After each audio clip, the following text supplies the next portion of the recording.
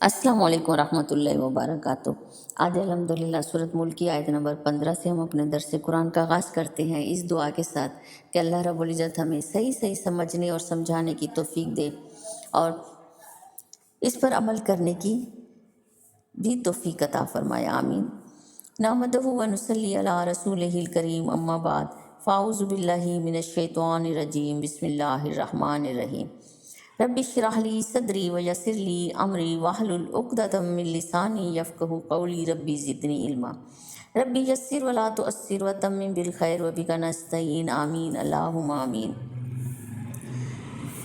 سورۃ ملک جو اہم سورت ہے 30 آیات پر مشتمل ہے اور اس میں ہمارے لیے بہت خاص پیغامات ہیں۔ سب سے پہلے ہم نے اس میں جانا کہ احسن عمل کیا ہے، وہ عمل جو قرآن و سنت کے احکام کے مطابق ہے، جو اللہ اور رسول کا پسندیدہ ہے، وہ عمل احسن عمل ہے۔ پھر 2 اشخاص کے نتائج ہیں اس میں کہ جو اللہ کے احکام کے مطابق زندگی گزارتا ہے اس کے ساتھ کیا معاملہ ہوگا، اور جو اللہ کے احکام کو پس سے پش ڈال دیتے، اللہ کی وارننگ کو سنجیدہ نہیں لیتا، تو اس کا کیا انجام ہوگا۔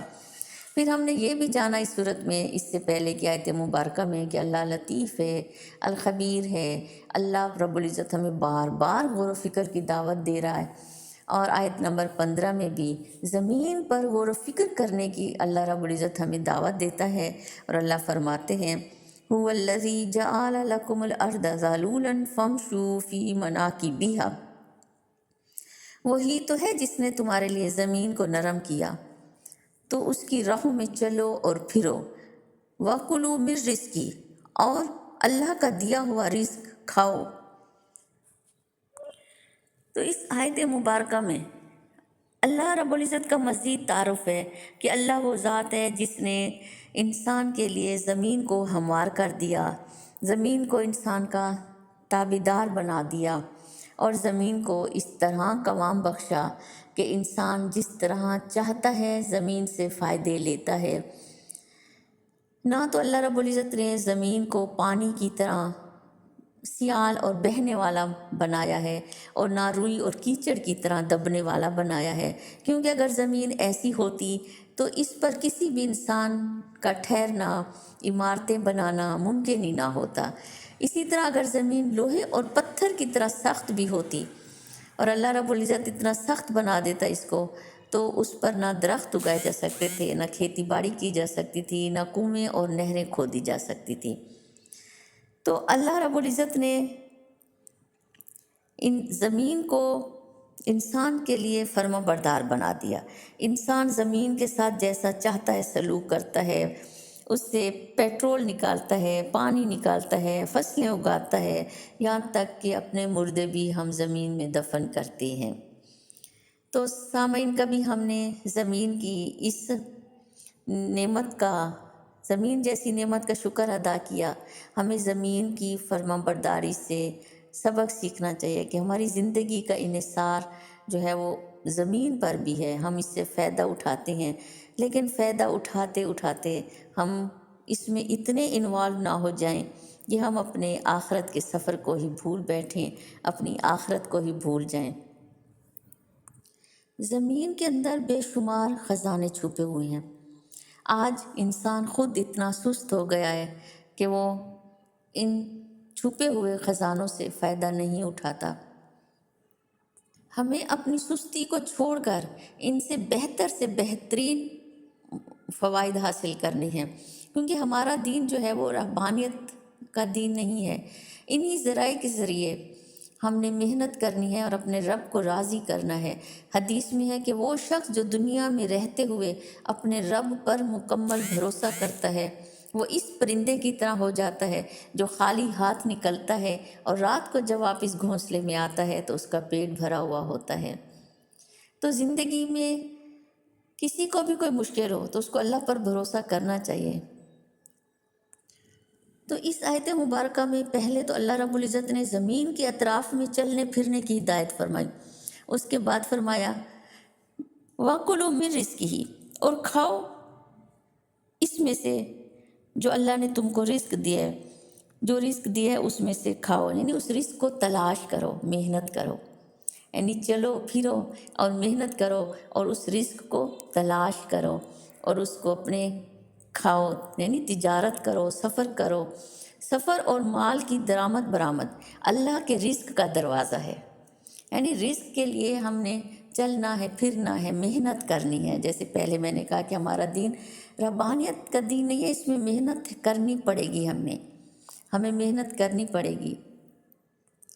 اللہ نے زمین میں ہمارے لیے کئی خزانے چھپا کے رکھے ہیں جن سے ہم نے فائدہ اٹھانے کے لیے ان کو تلاش کرنا ہے، لیکن اس دنیا میں اتنا بھی دل نہیں لگانا کہ ہم واپسی کا رستہ بھول جائیں، کیونکہ اللہ رب العزت فرماتے ہیں وَإِلَيْهِ النُّشُورُ، اور اسی کی طرف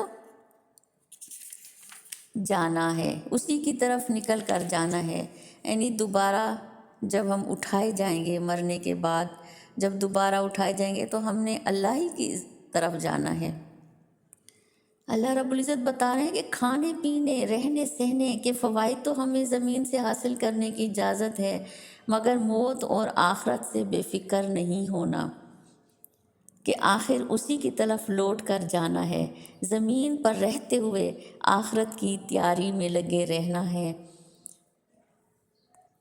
تو اس آیت مبارکہ میں اس بات سے ڈرایا گیا ہے کہ آخر کار قیامت میں اللہ کی طرف لوٹنا ہے۔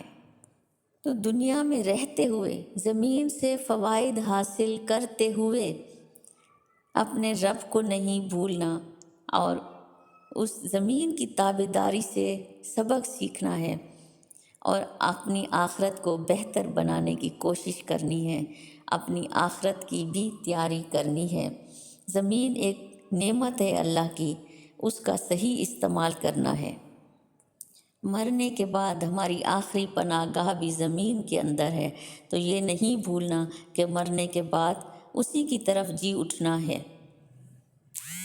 تو آگے کی آیت مبارکہ میں اللہ رب العزت تنبیہ کر رہے ہیں کہ زمین پر رہتے ہوئے، کام کرتے ہوئے بھی اللہ کا عذاب آ سکتا ہے۔ اللہ رب العزت فرماتے ہیں أَأَمِنْتُمْ مَنْ فِي السَّمَاءِ أَنْ يَخْسِفَ بِكُمُ الْأَرْضَ فَإِذَا هِيَ تَمُورُ، کیا تم بے خوف ہو گئے ہو، کیا تم اتنے نڈر ہو گئے ہو اس سے جو آسمان میں ہے؟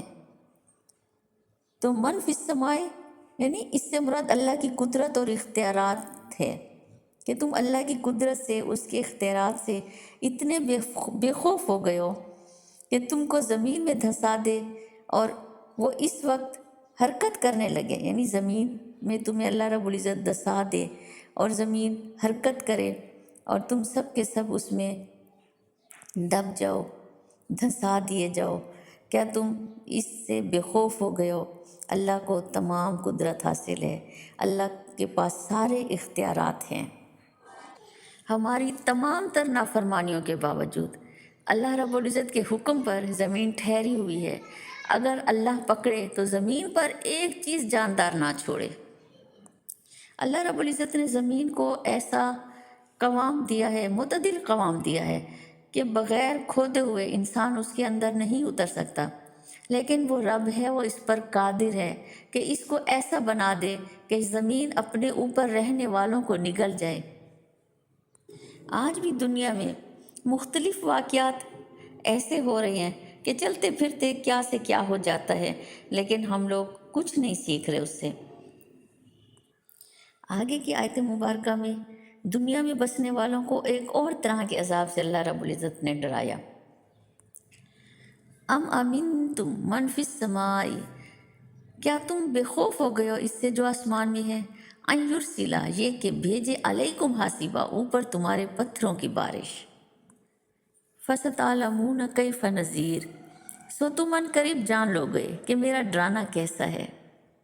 تو اس آیت مبارکہ میں اللہ رب العزت تنبیہ فرما رہے ہیں کہ اللہ کی نافرمانیوں کو چھوڑ دو، کہ اللہ چاہے تو آسمان سے پتھر کی بارش بھی برسا کر تمہیں ہلاک کر سکتا ہے۔ اللہ کے منکر اور نافرمانوں کو دنیا میں بے فکر ہو کر نہیں بیٹھنا۔ مطلب یہ ہے کہ کیا تم اس سے بے خوف ہو کہ آسمان والا تم پر آسمان سے پتھر برسا دے؟ تو اس وقت تمہیں ڈرانے کا انجام معلوم ہوگا، مگر اس وقت معلوم ہونے یا جاننے کا کوئی فائدہ نہیں ہوگا۔ آج جاننا ہے، آج فکر کرنی ہے۔ آگے کی آیت مبارکہ میں پچھلی قوموں کے واقعات کی طرف اشارہ کیا گیا ہے جن پر دنیا میں عذاب الہی نازل ہوا، اور عذاب الہی نازل ہونے کی وجہ کیا تھی کہ انہوں نے اللہ کے احکام کی نافرمانی کی تھی۔ تو ہم نے اس سے عبرت حاصل کرنی ہے، ہم نے ان واقعات سے عبرت حاصل کر کے اپنے کمی اور کوتاہیوں کو دور کرنے کی کوشش کرنی ہے، اپنے وہ اعمال جو اللہ کے احکام کے مطابق نہیں کر رہے ان پر نظر ثانی کرنی ہے، ان کی اصلاح کرنی ہے کہ یہ میرا عمل احسن عمل ہے یا نہیں۔ تو اگر نہیں ہے تو ہم نے اللہ کے حکموں کے مطابق اپنے اعمال کو ڈھالنا ہے اور پچھلی قوموں سے کی طرح عبرت کا نشان نہیں بننا۔ اس آیت میں اللہ فرماتے ہیں وَلَقَدْ كَذَّبَ الَّذِينَ مِن قَبْلِهِمْ فَكَيْفَ كَانَ نَكِيرٌ، اور جو لوگ ان سے پہلے تھے انہوں نے بھی نبیوں کو جھٹلایا تھا، تو دیکھ لو میرا کیسا عذاب ہوا۔ یعنی انہوں نے نبیوں کو بھی جھٹلایا، نبیوں جو کی تعلیمات کو بھی جھٹلایا، تو اللہ رب العزت نے ان پر عذاب الہی نازل کر کے ان قوموں کو ہی مٹا دیا۔ تو پچھلی اقوام کے حالات اور واقعات انسان کو جھنجھوڑتے ہیں کہ وہ لوگ جو دنیا کے ہو کر رہ گئے تھے ان کا کیا انجام ہوا۔ اللہ کی نافرمانی کرنے والوں کو اللہ سے ڈرنا چاہیے کہ اللہ رب العزت نے نافرمانوں کی تو بستیوں کی بستیاں اجاڑ دیں۔ اگر کسی کو یقین نہیں آتا تو ماضی میں دیکھو کیا ہوا، اللہ کی پکڑ سے کون بچ سکا۔ تو اللہ رب العزت سے دعا ہے کہ اللہ ہمیں قرآن و سنت کے مطابق احکام کرنے کی توفیق دے، قرآن و سنت کے مطابق اپنے اعمال کو درست کرنے کی توفیق عطا فرمائے۔ وآخر دعوانا ان الحمد للہ رب العالمین۔ سبحانک اللہم و بحمدک اشہد ان لا الہ الا انت استغفرک و اتوب الیک۔